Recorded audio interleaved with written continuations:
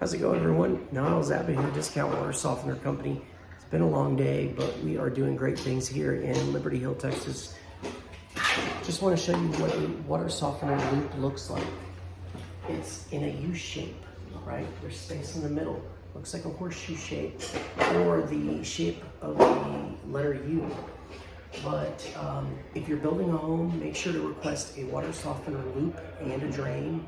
Obviously, the drain goes with the loop, so they'll know what you're talking about. But if you don't have this, installation for a water softener is a night and day difference. It's a lot longer, right? From a couple of hours to maybe a day or two for completion. Number two, a lot more expensive. So this is what the loop looks like.